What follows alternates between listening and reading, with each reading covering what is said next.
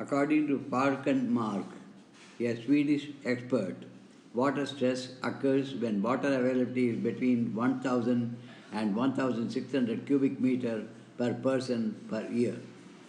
According to Mark, who is that? A Swedish expert. What did he say? Water stress occurs when water availability is between 1000 and 1600 cubic meter per person per year. Where is then water scarcity likely to occur?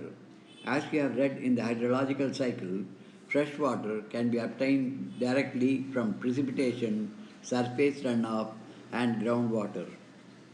As you have read in the hydrological cycle, fresh water can be obtained directly from precipitation, surface runoff, and groundwater. Is it possible that an area or region may have ample water resources but is still facing water scarcity?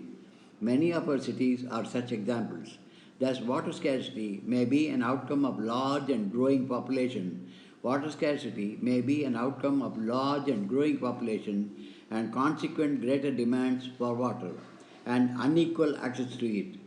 Thus, water scarcity may be an outcome of large and growing population and consequent greater demands for water and unequal access to it. A large population means more water not only for domestic use but also to produce more food.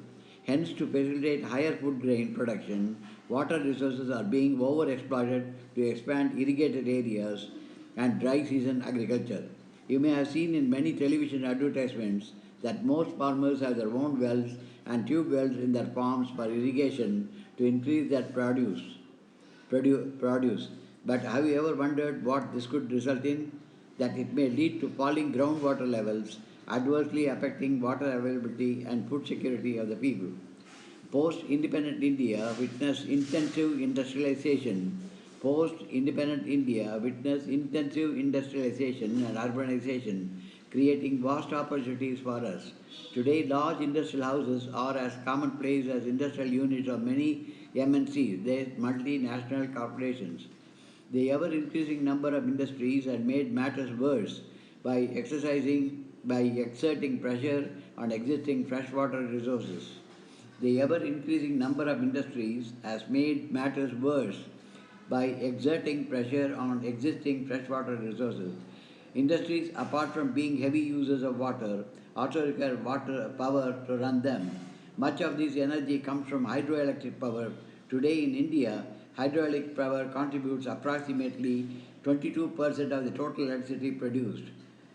Today in India, hydroelectric power contributes approximately 22% of the total electricity produced.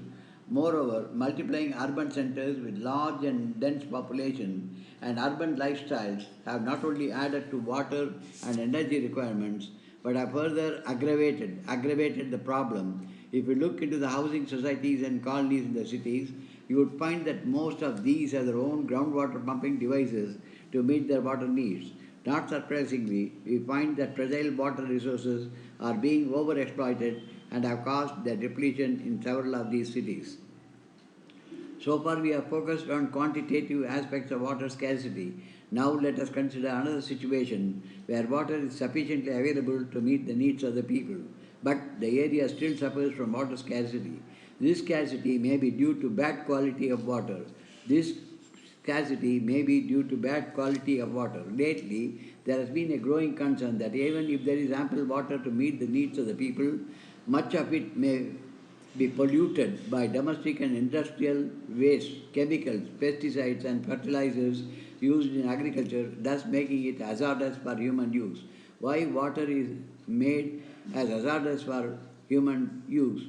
There has been a growing concern that even if there is ample water to meet the needs of the people, much of it may be polluted by domestic and industrial waste, chemicals, pesticides and fertilizers which are used in agriculture, thus making it hazardous for human use. India's rivers, especially the smaller ones, have all turned into toxic streams, and even the big ones like the Ganga and Yamuna are far from being pure.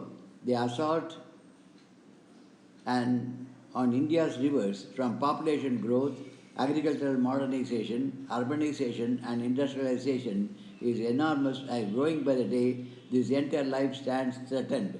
The Citizen's Fifth Report, CSE, 1999.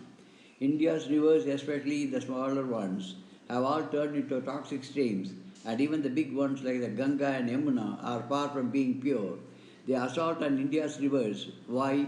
From population growth, agricultural modernization, urbanization, and industrialization, is enormous and growing by the day. This entire life stands threatened. You may have already realized that the need of the hour is to conserve and manage our water resources, to safeguard ourselves from health hazards, to ensure food security, continuation of our livelihoods and the productive activities, and also to prevent degradation of our natural ecosystems. You may have already realized that the need of the what is the need of the hour to conserve and manage our water resources. Number one, two, to safeguard ourselves from health hazards. Three, to ensure food security. Four, continuation of our livelihoods. And five, productive activities. And also six, to prevent degradation of our natural resources, ecosystems. Overexploitation and mismanagement of water resources will impoverish this resource and cause ecological crises that may have profound impact on our lives. From your everyday experiences, write a short proposal on how you can conserve water that finishes page number 25.